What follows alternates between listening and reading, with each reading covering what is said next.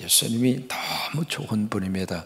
전도의 목적으로 쓴 편지가 아닙니다. 이미 예수 그리스도를 알아요. 그리고 믿음 생활의 시작을 했어요. 그런데 중간에 지금 뭔가 사건이 터진 겁니다. 그래서 지금 흔들리고 있습니다. 우리가 신앙생활 하다가 그런 사람이 있어요, 없어요? 있어요. 그래서 사실은 그분들한테 지금 보내고 있는 이 편지가 히브리서입니다. 그러면서 이제 3장, 4장, 5장에서 지금 뭘 다루고 있느냐면 예수 믿는다고 하는 그 말의 의미가 뭐냐.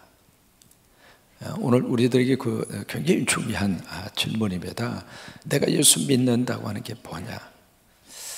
거기에 대해서 이 히브리서가 몇 가지 답을 주고 있습니다. 첫째로 내가 예수 믿는다고 하는 것은 히브리서 3장 6절에 보시면은 그의 집이 되는 것이다. 좀 어려운 표현을 쓰고 있죠. 따라서 한번 해보십니다. 예수의 집이 되는 것이다. 3장 6절에 그렇게 말씀을 하십니다. 그 집이라고 하는 말을 이 고린도전서 3장 16절에서는 하나님의 전이 되는 것이다. 좀 이해가 되셨어요?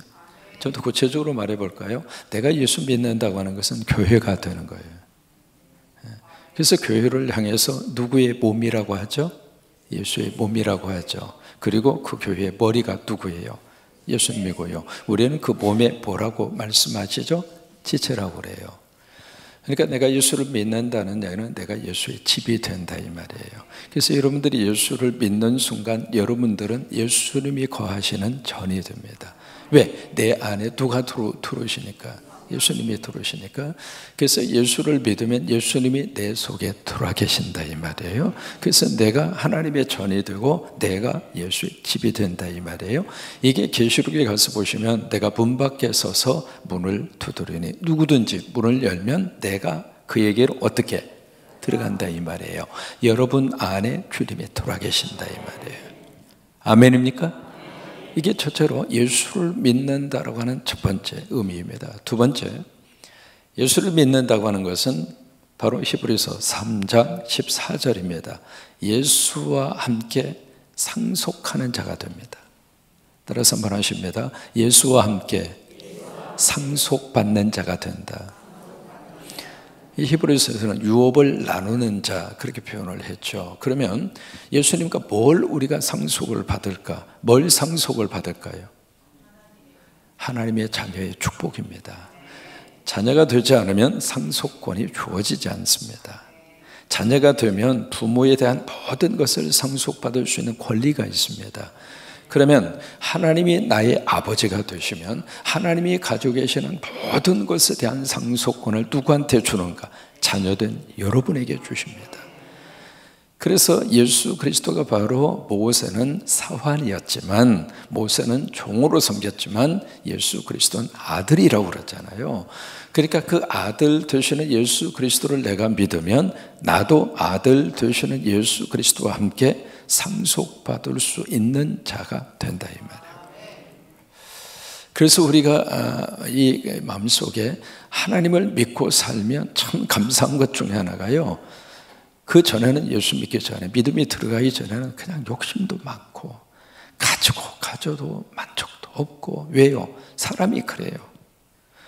한 분 한 분을 하나님이 어떻게 창조해 주셨는가? 세상보다 크게 만들어 주셨어요. 여러분 한 분 한 분이 이 세상보다 크세요. 너무 크기 때문에 세상의 것을 아무리 갖다 집어넣어도 안 채워져. 아니 못 채워져요. 여러분 아파트 20평에서 살다가 33평으로 이사 가면 행복해요? 불행해요? 불행해요? 그러면 33평에서 살다가 너무 행복하니까 하나님 여기가 만족합니다. 나는요 50평짜리 주어도 안 가져요. 그런 분 계세요? 사람이 가져도 채워지지 않아요. 아니 가져도 만족하지 않아요. 왜? 그것보다도 내가 더 커요. 하나님이 그렇게 만들어 주셨어요. 그래서 땅의 것은 우리에게 만족을 줄 수가 없습니다. 그런데 하나님을 믿으면은요, 하나님 아버지라고 하는 이 믿음이 내 속에 들어오면 많든지 적든지 그냥 감사한 거예요. 오늘 하루가 감사하고 오늘 하루가 예수 안에서 감사하고. 왜 그럴까요? 가장 중요한 본질적인 것이 채워지니까 그래요. 그래서 우리가 하나님의 아버지를 의지하고 예수 그리스도와 함께 유업을 이어받을 자, 이게 믿음 안에서 주시는 하나님의 축복입니다. 세 번째로, 예수 믿는다고 하는 이 말이 무슨 의미를 가지고 있는가? 그의 안식에 들어가는 거예요. 이게 히브리서 4장입니다. 그래서 이 안식이라고 하는 단어가 그 다음에 이제 집중적으로 다루는 이유가 바로 그거예요. 안식, 그의 안식에 들어가는 것. 다른 안식이 아닙니다. 그의 안식이에요. 그리고 내 안식, 안식이라고 하는 단어 앞에 분명히 거기에 무슨 안식인가라고 하는 것을 히브리서가 밝히고 있습니다. 그러니까 우리가 예수를 믿으면 예수님의 안식에 내가 참여한다 이 말이에요. 그래서 마태복음 11장 28절에 수고하고 무거운 짐진 자들아 다 누구에게로 와라. 그게 뭐냐면 예수님의 안식이에요. 세상이 말하는 안식의 개념의 차원이 아닙니다. 내게 오라. 내가 너에게 뭘 주리라? 쉼을 주리라. 예수님이 주시는 안식이에요. 이게 믿음 안에서 주시는 하나님의 너무 귀한 축복입니다. 그래서 이 안식이라고 하는 단어가 히브리서에 7번 나옵니다. 너무 중요하기 때문에 안식의 개념을 7번 이야기하시는데, 안식에는 3가지의 차원이 있어요. 저처럼 본래적인 안식이 있어요. 이것을 원시적 안식이라 그래요. 그것이 창세기 2장 2절입니다. 하나님께서 안식하셨잖아요. 하나님이 엿새 동안 창조하시고 일회째 쉬셨어요. 그리고 나서 그 안식을 계명으로 우리에게 주셨습니다. 그래서 제7일을 안식하라, 그렇게 계명으로 우리에게 주신 것이 바로 십계명이에요. 여기 안식에 대한 계명의 이 안식에 대한 개념의 출발이 사람일까요? 하나님일까요? 하나님이에요. 이 출발 자체가. 그러면서 여기 이 안식의 개념을 우리에게 주시면서, 안식은 2가지의 개념이 있습니다. 첫째로 사람의 안식이 있고 두 번째 땅의 안식이 있어요. 사람의 안식은 엿새 동안 일하고 나서 일회째 드는 날은 쉬어라. 노동으로부터의 자유입니다. 쉬라 그 말이에요. 근데 그게요, 많이 가진 사람도 쉬지만 없는 사람도 쉬어라. 심지어 내 집에 들어와 있는 객도 쉬게 해라. 심지어 동물들도 쉬게 해라. 이게 안식의 개념이에요. 두 번째, 땅에 대한 안식입니다. 6년 동안 농사 지은 다음에 7년 때는 그 땅을 안식하게 해라. 이게 지금 안식일 이 법을 제대로 지키지 않아서 사람도 지금 병들어 가고 있고요. 왜? 쉬어야 되는데 쉬지를 않으니까, 몸을 계속 부리다 보니까. 여러분, 사람 몸이 무슨 덩어리입니까? 우리가 70년, 80년, 90년 이 몸뚱이 하나 가지고 평생 우리가 먹고 사는데, 이게 위장이, 우리는 좀 쉬기도 하지만 위장은 계속 일을 해야 되고, 우리 스스로가요, 이 안식의 개념을 제대로 잘 지켜가면 건강합니다. 하나님이 주신 생명을 말 그대로 건강하게 살다가 하나님이 부르실 때 아멘하고 갈 수 있는데, 이 안식을 안 지키는 거예요. 또 하나, 땅도 마찬가지죠. 6년 동안 열심히 농사를 짓지만은 7년째는 땅 쉬게 해라. 근데 여러분, 땅을 쉬게 하질 않아요. 계속 땅을 굴려서. 그러다 보니까 지금 어떻게 합니까? 과거보다도요, 지금 농약을 엄청나게 많이 뿌려야 됩니다. 왜? 그럴 수밖에 없어요. 땅이 힘을 잃어가는 거예요. 땅이 에너지가 없습니다. 땅이 뭔가를 줘야 되잖아요. 그래야 이렇게 열매를 맺고, 거기서 이제 호박도 열리고. 왜? 떡 중에 제일은 호박떡이니까. 이 열매가 맺혀지게 되는데 땅이 줄 게 없는 거예요. 제가 아주 인상적인 게, 제가 미국에 가자마자 클래먼트 학교에 가서요, 강의를 듣는데 교수 한 분이 연세가 많이 드신 분이에요. 손에다가 뭔가 이렇게 가지고 오셨어요. 강의 시간에 가지고 와서 딱 보여주면서 딱 보니까 흙이에요. 흙을 딱 보여주면서 한 말이, 이 흙이 죽어가고 있다. 하나님이 창조한 이 본래의 흙에 생명력이 일어가고 있다. 흙이 죽으면 인간은 죽는다. 그러면서 이 교수가요, 강의하면서 막 울어요. 그게 참 인상적으로 내가 머릿속에 떠나지 않습니다. 땅을 좀 쉬게 해서 땅이 되살아나야 되는데, 앞으로 부활 농장은요 6년 동안 지은 다음에 1년은 무조건 쉬게 하세요. 교회에서 하니까 한번 성경대로 해보자고. 그래서 땅도 안식하고 사람도 안식하게 하라고 하는 거예요. 그게 이제 안식에 대한 부분인데, 이 안식의 이 출발이 누구라고 그랬어요? 하나님이에요. 왜 그럴까? 나를 믿고 좀 쉬어봐라 그거예요. 따라서 말하십니다. 하나님을 믿고 일을 그쳐라. 이게 안식의 시작입니다. 그러니까 이 안식은요, 믿음이 없으면 안식이 출발이 안 됩니다. 믿어야 안식할 수 있습니다. 그러면서 이 안식이 이 바로 출애굽 1세대에게 하나님이 안식의 현장으로 제시한 것이 바로 가나안 땅입니다. 그래서 이제 가나안 땅 직전까지 왔잖아요. 왔는데 하나님 믿지 않고 거역하고 불순종하고 결국 광야로 방황의 삶을 돌아갔잖아요. 그래서 이제 이 어제 말씀드린 하나님 말씀이 그래서 나온 거예요. 하나님 말씀대로 너희가 순종하지 않았을 때 어떤 일을 겪었느냐. 그러면 우리에게 주신 하나님 말씀이 어떤 의미가 있느냐. 그래서 어제 12절 13절 하나님의 말씀은 살았고 뭐예요? 활력이 있다, 운동력이 있다. 그래서 좌우의 날선 어떤 검보다 예리하고 심장의 골수를 영과 혼과 관절과 이 모든 골수까지도 찔러 쪼개기까지 하는 말씀이 하나님의 말씀이다. 그 말씀 앞에 숨겨질 거 없다. 다 드러나게 될 것이다. 결산을 그때의 그분 앞에 서 있는 것처럼, 이게 바로 뭐냐면 하나님 말씀이 가지고 있는 심판입니다. 이게 왜 이 말씀을 주고 있느냐면, 너희가 지금 예수님 안에 살다가 믿음을 버리고 떠나는 것은 말씀을 불순종하는 것이다. 그러면 그 말씀이 당신들을 심판할 것이요. 이해가 되셨어요? 그러면 오늘 이 말씀은 왜 주셨을까? 갑자기 하나님 말씀을 이야기하시다가 오늘 이제 대제사장이 나옵니다. 오늘 이제 3절의 말씀을 세 구절을 읽으셨는데, 이 대제사장 문자는 왜 나왔을까? 앞부분에서 뭘 말씀하셨느냐면 심판을 이야기하셨잖아요. 심판. 그러면 이 심판에서 벗어날 수 있는 길은 없는가? 거기에 대한 답으로 주신 것이 대제사장이에요. 여러분, 성경은요 이렇게 이어져 갑니다. 구절 구절에서 우리가 은혜를 받아요. 그 구절을 통해서 또 하나, 성경은 전체 속에서 함께 흘러가야 돼요. 그래서 성경이 맥이 흘러야 돼요. 그래야 성경 전체가 머릿속에 그림으로 그려지는 겁니다. 우리 성광교회는 성경의 맥을 어떻게 잡았는가? 성광? 이게 성경의 맥을 잡는 거예요.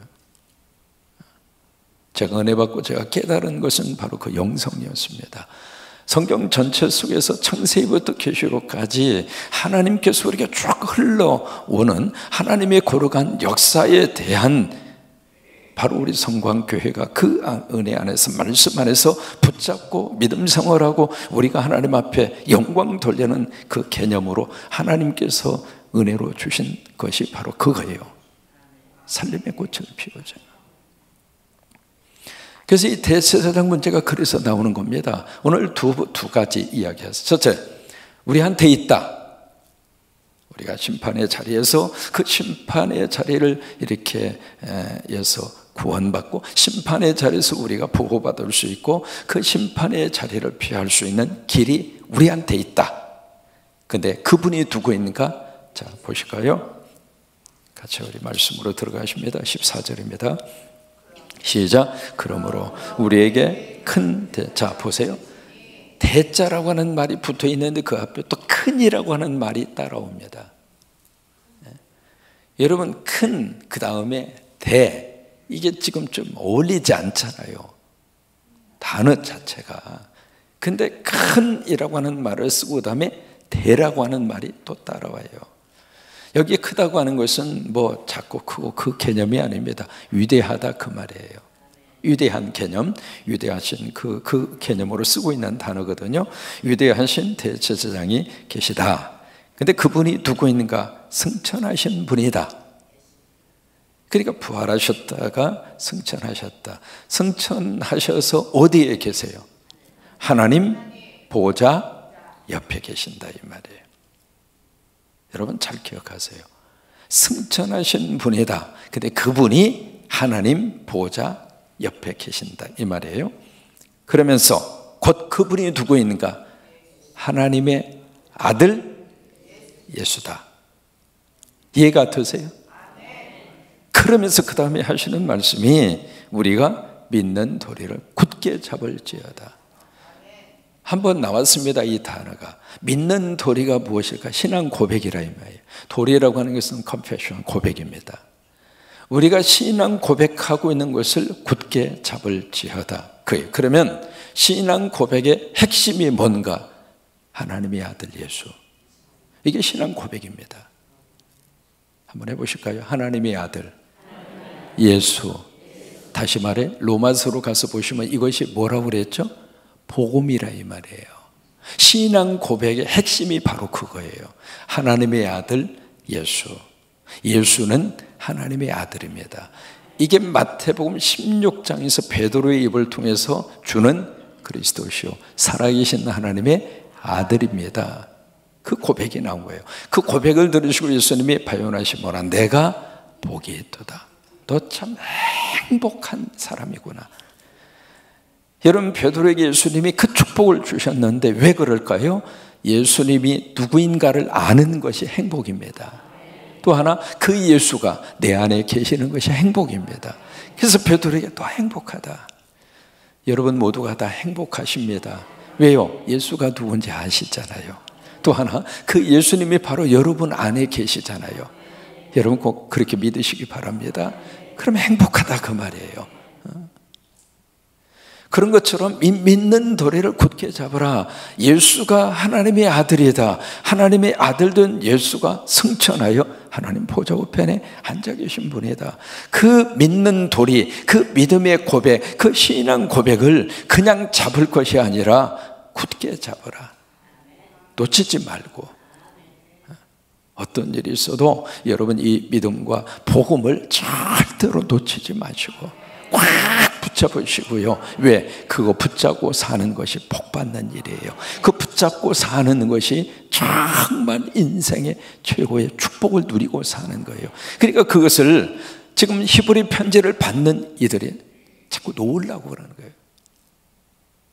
그래서 굳게 잡을지어다. 두 번째로 그 대제사장 예수가 어떤 분인가라고 하는 것을 15절에서 말씀을 하십니다. 15절 시작. 우리에게 있는 대제사장은 우리의 연약함을 통정하지 못하실 리가 아니요 모든 일에 우리와 똑같이 시험을 받으신 이로되 죄는 없으시니라. 여기 제사장이라고 하는 말 이해를 좀 하셔야 될 필요가 있습니다. 선지자와 제사장의 차이가 뭘까? 선지자들이 많이 나오잖아요. 그러면 선지자, 제사장 그 차이가 뭘까? 이렇게 이해하시면 돼요. 선지자는 하나님 입장에서 하나님이 주시는 말씀을 받아서 사람에게 사람을 대상으로 사역하는 사람이 선지자입니다. 그래서 선지자들은 하나님이 말씀하셨습니다.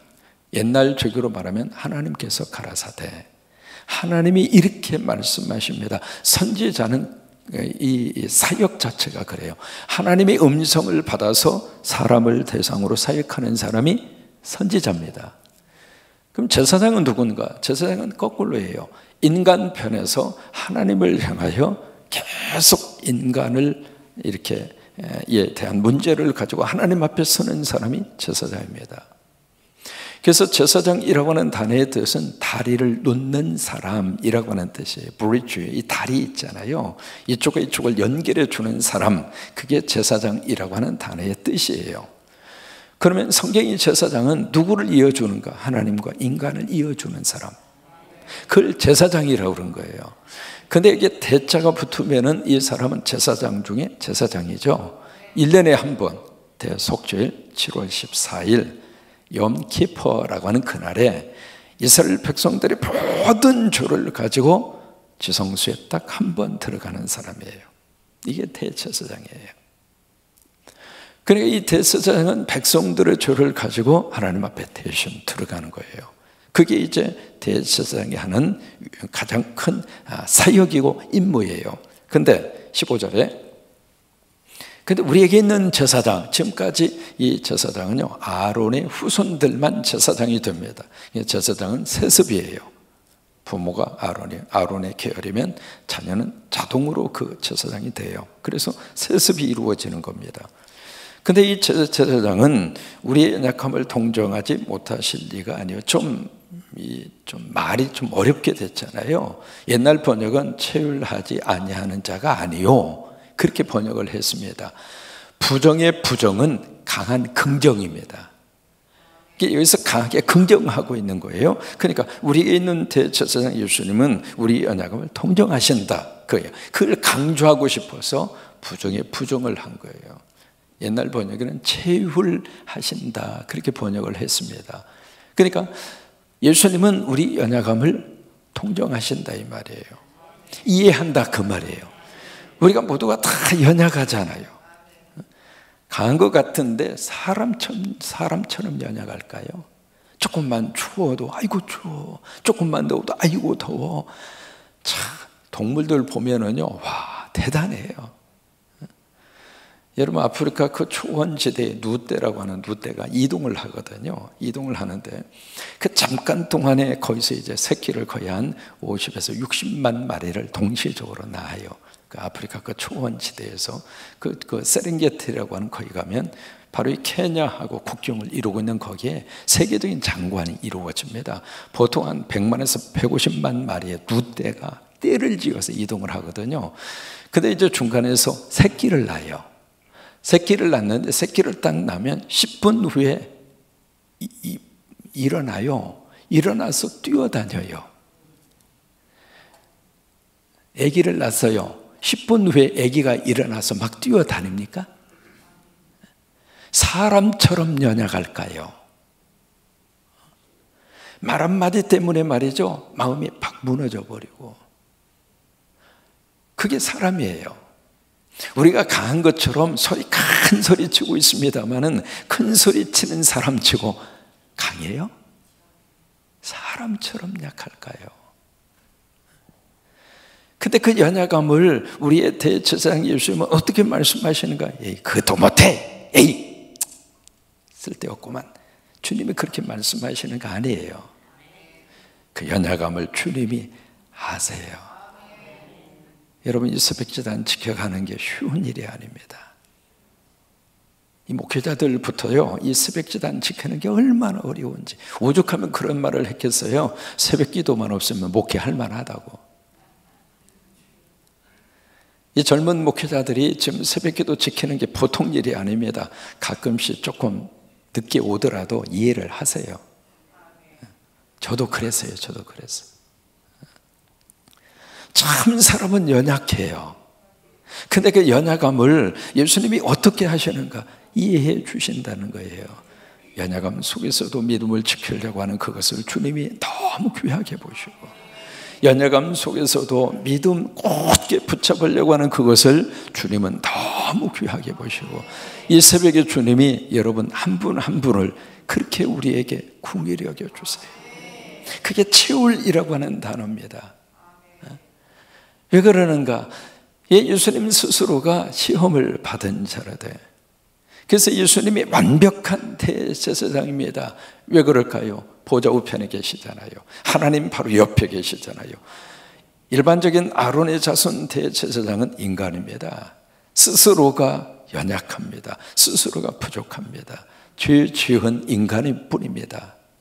근데 예수님은 완벽한 하나님이시면서도 완벽한 인간이잖아요. 근데 인간이신데 시험을 받으셨단 말이에요. 당신 스스로가 시험을 받으셨기 때문에 시험 당하는 자들을 알아요. 시험 당해보지 않는 사람은 그 시험에 대한 어려움을 몰라요. 이해하기가 힘들어요. 근데 예수님 스스로가 시험을 받으셨기 때문에 시험 당하는 그것에 대해서 아세요. 그런데 예수님은 죄가 없으시다 이 말이에요. 그래서 마지막 결론이 오늘 본문의 마지막 16절입니다. 이 결론이거든요. 시작. 그러므로 우리는 궁휼하심을 받고 때를 따라 돕는 은혜를 얻기 위해 궁휼하심을 받고 왜? 주님이 우리를 궁휼히 여겨 주시니까, 예수님이 우리를 궁휼히 여겨 주시니까 우리를 동정하고 우리를 체휼해 주시고 그런 분이기 때문에 그 대제사장 예수님을 통해서 그것을 받은 다음에 그 다음에 때를 따라 돕는 은혜를 얻기 위하여, 여기 때를 따라 돕는 은혜라고 하는 것은 필요해, 내 뭔가 필요한 것이 있는 그 순간 그것을 우리가 채우기 위하여. 여러분 그렇잖아요. 여러분 우리가 건강할 때는 건강할 대로 받아야 할 은혜가 있어요. 병들면 병든 그때 받아야 될 은혜가 있어요. 아이들이 사춘기로 막 힘들어할 때 부모님들이 받아야 할 은혜가 있습니다. 부부의 관계 속에서도 신혼 때 받아야 할 은혜가 있고요. 30, 40년 오래 함께 살다가 보면 이제는 말하지 않아도 서로 통할 수 있는 그 관계 속에서 받아야 할 또 다른 은혜가 있어요. 30대에 받아야 할 은혜가 있고요. 70대, 80대에 받아야 할 은혜가 있고. 여러분 그렇잖아요. 시간마다 우리가 받아야 될 은혜가 있어요. 그 은혜를 받아야 우리가 또 오늘 하루를 살고 또 내일을 살고 또 기대하고 살고 그때마다 받아야 할 은혜로 채워져야 사람이 웃고 살 수 있어요. 그래야 감사하고 살 수 있어요. 그 은혜가 채워지지 않으면 계속 불만입니다. 그래서 때를 따라 도와주시는 그 은혜를 얻기 위하여 은혜의 보좌 앞에 어떻게 나가요? 어떻게 나가요? 어떻게 나가요? 기죽지 마시고. 여기 담대하다는 말은 얼굴을 두껍게 하라 이 말이에요. 하나님의 은혜를 받는 것은 여러분 창피한 거 없어요. 가져 아버지 앞에 와서 아버지 오늘도 은혜 주세요. 나 오늘 은혜 받고 오늘 하루 살겠어요.